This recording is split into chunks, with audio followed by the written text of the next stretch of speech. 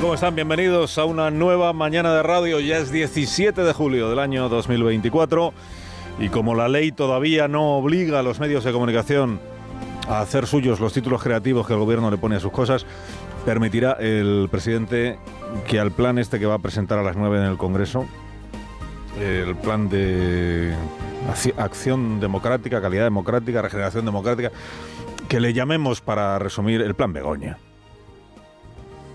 Después de todo, y como le han reprochado sus socios parlamentarios, tan necesarios para sacar adelante todo esto porque el gobierno no tiene mayoría, como le han reprochado sus socios parlamentarios, no ha sido hasta que no han proliferado informaciones sobre la actividad profesional de su esposa cuando el presidente se ha sentido obligado a atajar esta emergencia nacional que él llama desinformación, metiendo, por cierto, en el mismo saco noticias ciertas y bulos, medios perfectamente acreditados y webs que cultivan la distorsión y el engaño, mezclándolo todo en un ejercicio de desinformación gubernativa verdaderamente notable.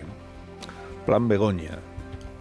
Que no se le recuerda al presidente urgencia alguna por reformar la ley del derecho al honor y a la rectificación, hasta que no fue su esposa quien ejerció la rectificación y no quedó satisfecha con el resultado. Es que no se le recuerda al presidente preocupación alguna por la fuente de ingresos de publicaciones digitales, hasta que no fue su esposa la protagonista de informaciones en algunos medios, por cierto, a los que él mismo elogió en otro tiempo como modelo de periodismo independiente y crítico. Es que no se le recuerda al presidente consternación alguna por el daño causado a personas que son imputadas en causas judiciales que luego ni siquiera llegan a juicio, hasta que no fue su esposa, imputada por el juez Peinado. O sea que tienen razón sus socios. Y podrían dar fe de ello algunas figuras del Partido Socialista que han sufrido campañas sostenidas de imputaciones falsas a cargo de activistas y de acosadores en determinadas webs y YouTubes y cosas parecidas, ¿no? Es que le ha pasado a Óscar Puente, lo hemos hablado con él aquí más de una vez, el ministro. De Óscar Puente se han publicado mentiras enormes. Y pasó a José Luis Ábalos. Sin que el presidente en aquel momento pues sintiera esa obligación que siente ahora de garantizar la calidad de las webs, los digitales, como dice él, los tabloides. La fiscalización de los ingresos de las webs. Nada de todo eso le inquietaba tanto como ahora, hasta que no fue su esposa, Begoña Gómez, la directamente afectada. De modo que sí, plan Begoña lo de hoy, ¿no? Plan Begoña. Hoy tiene una oportunidad espléndida el presidente de explicar con ejemplos, poniendo ejemplos, la diferencia entre un bulo y una noticia. Un bulo es que Begoña Gómez haya formado parte de una organización de tráfico de hachís. Bulo del que, por cierto, la mayoría de España no se había enterado hasta que el propio presidente se hizo eco de él en una entrevista.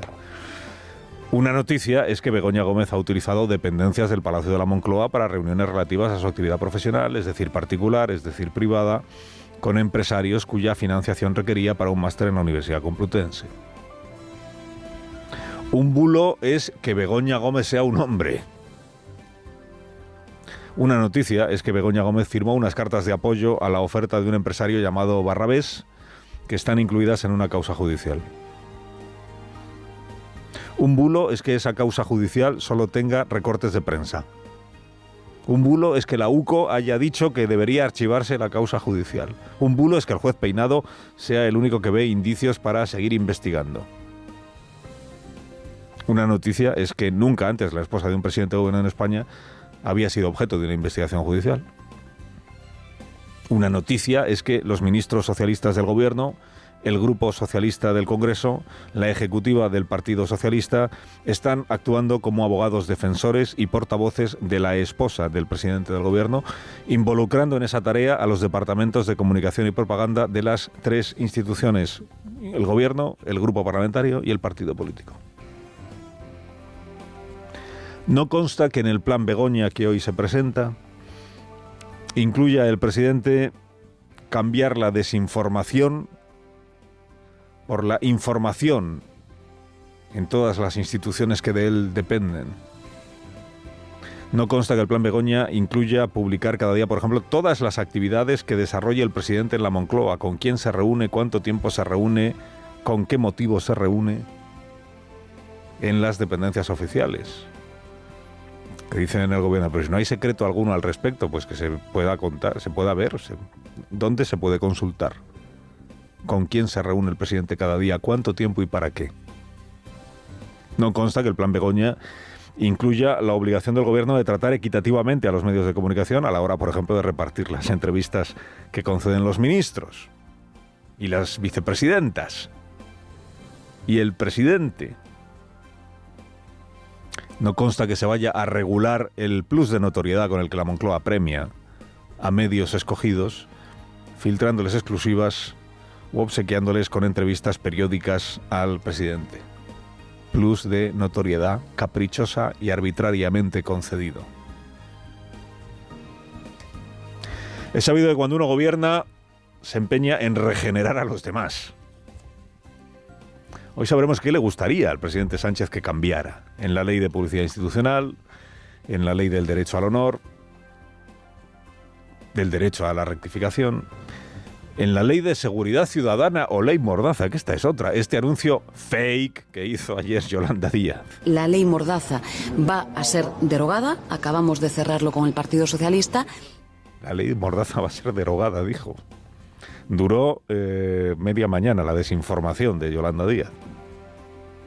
Salió luego la ministra portavoz a explicar que de derogación nada, o sea que aquí lo que va a haber es una modificación de una parte pequeñita de la ley de seguridad ciudadana. Modificación de la ley de la ley que usted me preguntaba, de la ley de Mordaza, pero única y exclusivamente la parte referida a los delitos por injurias. En realidad lo que se va a modificar es el Código Penal. Bueno, lo que se quiere modificar es el Código Penal para eliminar el delito de injurias a la corona, las injurias agravadas que hoy existen en nuestro Código Penal, la injuria seguirá, y el delito de ofensa a los sentimientos religiosos. Que dirá usted, pero esto no lo habían derogado ya. No, el problema es que de esto se habla todos los años. Yo creo que la primera propuesta para derogar las injurias a la corona y las ofensas a los sentimientos religiosos la presentó en el año 19 Podemos. Tú fíjate lo que ha oído, ¿eh? Y vuelven otra vez con el mismo asunto. Y como nunca terminan de aprobar la derogación de esos delitos, pues luego se puede siempre volver a incluir la promesa, la intención en cualquier plan de acción democrática, regeneración democrática. Bueno, la ley Mordaza. ¿Qué no dijo Pedro Sánchez sobre la ley Mordaza cuando se aprobó en el año 15? Hizo bandera de la derogación de la ley Mordaza. Iba a ser de lo primerito que hiciera en cuanto llegara al gobierno. Bueno, la ley Mordaza ha estado ya más tiempo en vigor con Sánchez que con Rajoy. El doble de años en concreto, porque con Rajoy estuvo 3 años, del 15 que entró en vigor en julio hasta el 18 que cayó Rajoy por la moción de censura. Pero es que Sánchez lleva 6 años gobernando. Con la ley Mordaza en vigor, regenerando. Es sabido que cuando uno gobierna, pues cambia de idea sobre qué es lo que hay que regenerar, ¿no? Se cumplen ahora 10 años del primer plan de regeneración que presentó Sánchez aún en la oposición. Presentó 100 medidas, nada menos, para mejorar la calidad democrática de nuestro país. Lo presentó cuando era Jazz Peter, o sea, solo Pedro, aún no era presidente de gobierno, quería regenerar a Mariano. Leo la crónica del País de aquel día de hace 10 años. Es inevitable sonreírse, ¿entiendes? Dice la crónica, Sánchez defiende que hay que descolonizar las instituciones. Hay que evitar que parezca que los partidos deciden quién está en el CGPJ, quién está en el Constitucional, quién está en el Banco de España y quién está en los órganos reguladores. La idea de Sánchez se basa en la evidencia de que nunca como ahora, año 14, los órganos e instituciones han tenido al frente a tantos exmilitantes del partido que gobierna. Eso no es maravilloso a la hemeroteca. Que hable el Sánchez de 2014, por favor, antes de que luego tome la palabra el Sánchez de 2024. Sánchez de 2014, ¿qué entendía, presidente, entonces usted por regeneración? Cuénteme.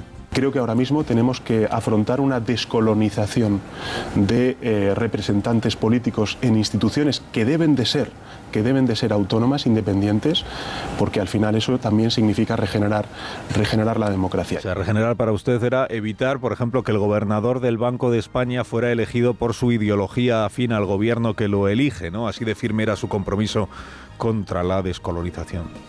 Absoluto. Yo le reconozco que nosotros cometimos, por ejemplo, en la pasada legislatura un error, y es nombrar de gobernador del Banco de España pues a un ex responsable político como Miguel Ángel Fernández Ordóñez. su compromiso con la descolonización, que no cuenta, con la descolonización. Dice, fue un error elegir a Miguel Ángel Fernández Ordóñez gobernador del Banco de España porque tenía un pasado político, había sido secretario de Estado de Hacienda. Pero si ahora está queriendo poner de gobernador al ministro Escrivá. Y ahora dice el gobierno, pero es que es tradición de otros países que los ministros se conviertan en gobernadores del Banco de España. Hace 10 años decían, no, el modelo es el Banco de Inglaterra, que convoca un concurso y los aspirantes tienen que presentar sus cualificaciones. Pero si es que no ha dejado un solo puesto sin cubrir por exministros y por gente de su cuerda. Tribunal Constitucional, Consejo de Estado, Fiscalía General, Radio Televisión Española, empresas públicas de toda actividad y tamaño, y hasta colonizó el hipódromo de Madrid con Maricha. Bueno, y el CIS. La regeneración democrática era poner al CIS a desinformar sobre las expectativas electorales de los partidos políticos. En el barómetro del CIS siempre gana el PSOE las elecciones y luego llegan las elecciones de verdad y las pierde. Del regenerador de 2014 al colonizador de 2024. Del aspirante que ilusionaba predicando la higiene democrática, al presidente ilusionista e invasivo que tenemos ahora. Si es que no es plan. Carlos Alsina en Onda Cero.